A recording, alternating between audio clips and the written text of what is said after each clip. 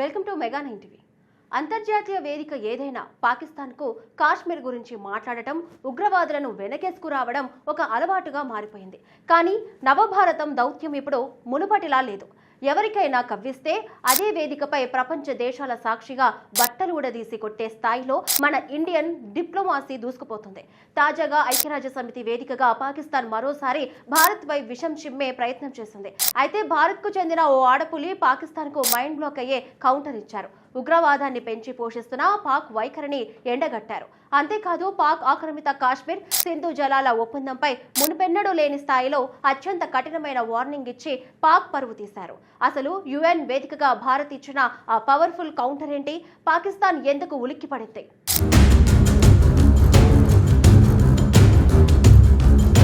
ఐక్యరాజ్య సమితి వేదికగా భారత్ పాకిస్తాన్కు గట్టి కౌంటర్ ఇచ్చింది. ఐరాసలో పాక్ ప్రతినిధి జమ్మూ కాశ్మీర్ పై ప్రస్తావించగా భారత్ తనదైన శైలిలో ధీటుగా బదులిచ్చింది. భారత శాశ్వత mission first secretary Anupama Singh పాకిస్తాన్ను ఉద్దేశించి సంచలన వ్యాఖ్యలు చేశారు. మీరు పెంచిన భూతమే మిమ్మల్ని కాటేసింది అంటూ పరోక్షంగా పాకిస్తాన్ ఉగ్రవాద విధానాలపై నిప్పులు చెరిగారు. కన్నతల్లిని మింగేసే రాక్షసుని సృష్టించి ఇప్పుడు అదే రాక్షసుడు తనపై దాడి చేస్తుంటే విస్తుపోవడం పాకిస్తాన్కే చెల్లిందని తీవ్ర స్థాయిలో విరుచుకుపడ్డారు. ఐక్యరాజ్య సమితి మానవ హక్కుల మండలి 62వ సమావేశంలో ఐరాస హైకమిషనర్ వార్షిక వేదికపై జరిగిన ఇంటరాక్టివ్ డైలాగ్లో ఈ పరిణామాలు చోటు చేసుకున్నాయి. అనుపమ సింగ్ పాకిస్తాన్ ఉగ్రవాద విధానాలను, ద్వంద్వ పరిణామాలను ప్రపంచం ముందు స్పష్టంగా ఎండగట్టారు. జమ్మూ కాశ్మీర్ అంశంపై భారత్ తన స్పష్టమైన తిరుగులేని వైఖరిని మరోసారి స్పష్టం చేసింది. జమ్మూ కాశ్మీర్ ఎప్పటికీ భారతదేశంలో అంతర్భూభాగమేనని, ఇందులో ఎలాంటి సందేహాలకు తావులేదని ఆమె నొక్కి చెప్పారు.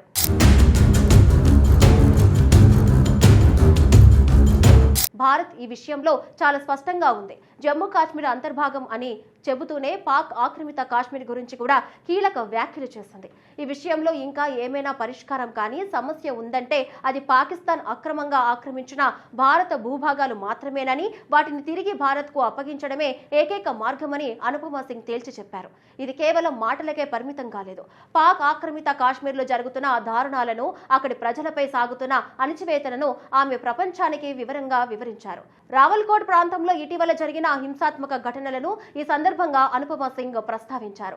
ఈ ఘటనలో 4 పోలీసులతో సహా 11 మంది ప్రాణాలు కోల్పోయారని, వందలాది మంది గాయపడ్డారని ఆమె గుర్తు చేశారు.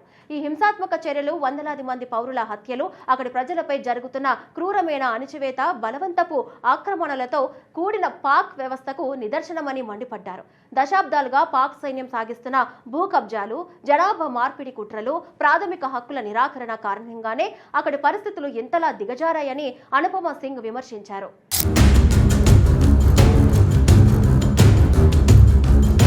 కనీసం బతుకుదెరువు కోసం అన్నం, విద్యుత్ హక్కుల కోసం ప్రజలు అడుగుతూ ఉంటే పాక్ ప్రభుత్వం వారిపై బుల్లెట్లు, క్రూరమైన చర్యలతో సమాధానం ఇస్తుందని దుయ్యబట్టారు. అక్రమ, అపవిత్ర పాలనను కేవలం బలప్రయోగంతో మాత్రమే కొనసాగించగలరనే దానికి ఇదే నిదర్శనమని ధ్వజమెత్తారు.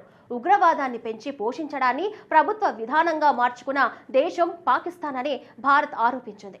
ఉగ్రవాదులకు ఆశ్రయం ఇవ్వడం, శిక్షణ ఇవ్వడం, వారిని మోహరించడం తమ ప్రభుత్వ విధానమని స్వయంగా పాక్ రక్షణ మంత్రి బహిరంగంగానే గొప్పలు చెప్పుకుంటున్నారని, అలాంటప్పుడు పాకిస్తాన్ తనను తాను ఉగ్రవాద బాధితురాలిగా ఎలా చెప్పుకుంటుందని అనుపమ సింగ్ నిలదీశారు.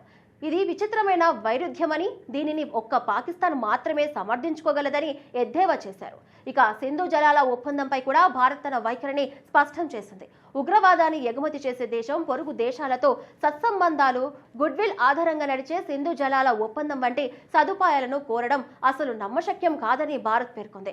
గత ఏడాది ఏప్రిల్ 22న పహల్గామ్లో జరిగిన ఉగ్రదాడిలో 26 మంది పౌరులు ప్రాణాలు కోల్పోయిన మరుసటి రోజే భారత్ ఈ ఒప్పందాన్ని నిలిపివేసిన సంగతిని అనుపమ సింగ్ గుర్తు చేశారు. 1960లో ప్రపంచ బ్యాంక్ మధ్యవర్తిత్వంలో భారత్, పాకిస్తాన్ల మధ్య కుదిరిన సింధు నది జలాల పంపిణీ ఒప్పందం ఇప్పుడు కాలదోషం పట్టిందని భారత్ స్పష్టం చేసింది.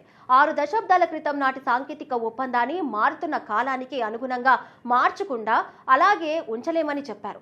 ఏనాడో 1960లో కుదిరిన ఒప్పందాన్ని ఎప్పటికీ హక్కుగా భావించడం కుదరదని, ప్రస్తుత ప్రపంచ వాస్తవాలకు జవాబుదారీతనానికి లోబడి ఈ ఒప్పందంలో మార్పులు చేర్పులు అవసరమని, గత 60 ఏళ్లలో వచ్చిన తీవ్రమైన మార్పులకు పక్కనబెట్టి దీనిని కొనసాగించలేమని ఐరాస వేదికగా భారత్ అత్యంత స్పష్టమైన సందేశాన్ని ఇచ్చింది.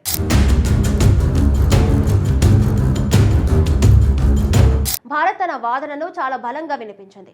పాకిస్తాన్ ఉగ్రవాదానికి మద్దతు ఇవ్వడం, దాని ఆక్రమణలు, ప్రజల హక్కులను కాలరాస్తూ ఉండటంతో పాటు ఇప్పుడు సింధు జలాల ఒప్పందంపై కూడా భారత్ కఠినంగా వ్యవహరిస్తోంది. దీనిని ఆధునిక వాస్తవాలకు అనుగుణంగా మార్చాల్సి ఉందని భారత్ డిమాండ్ చేస్తుంది. ఐరాస వంటి అంతర్జాతీయ వేదికలపై పాకిస్తాన్ కాశ్మీర్ అంశాన్ని లేవనెత్తిన ప్రతిసారి భారత్ ధీటుగా బదిలిస్తోంది. జమ్మూ కాశ్మీర్ భారతదేశ అంతర్భాగమని, ఇందులో ఎలాంటి మార్పు ఉండదని పునరుద్ఘాటిస్తోంది. అంతేకాదు, పాక్ ఆక్రమిత కాశ్మీర్లో పాకిస్తాన్ చేస్తున్న అరాచకాలను కూడా ప్రపంచ దృష్టికి తీసుకువస్తుంది. ఇది కేవలం ఒక దౌత్యపరమైన కౌంటర్ మాత్రమే కాదు.